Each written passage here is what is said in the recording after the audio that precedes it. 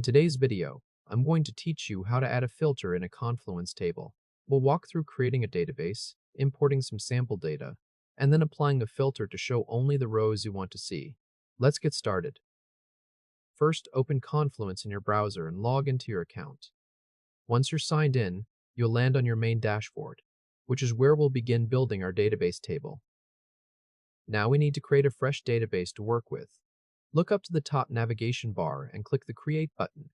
A menu will open up with different content types you can create. From that menu, go ahead and click Database.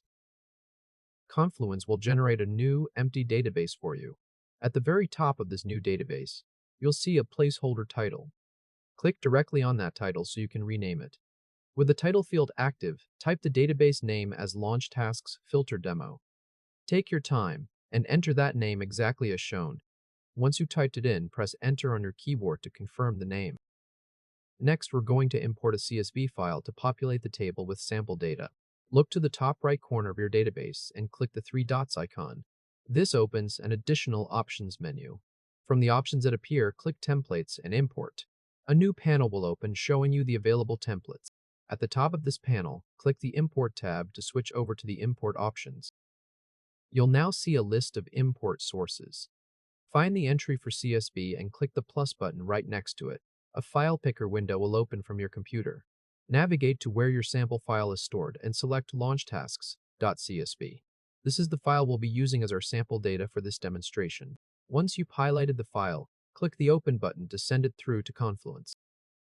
If Confluence prompts you to confirm the import or asks you to verify the data, simply click Import or Confirm to proceed. Now wait a moment for the table to finish updating with your imported information. The processing may take a few seconds depending on the file size. Once the import is complete, take a look at your table and confirm that you can see columns labeled Task, Owner, Status, and Due Period. Then check that the rows from your CSV file are visible underneath those column headers. If everything looks right, you're ready to move on.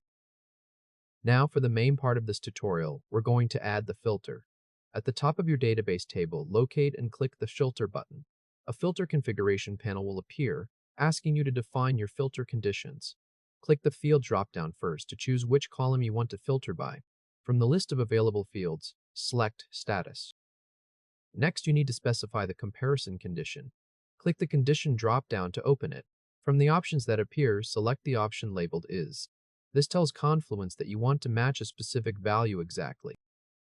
Now click the Value dropdown to choose which status value you want to see.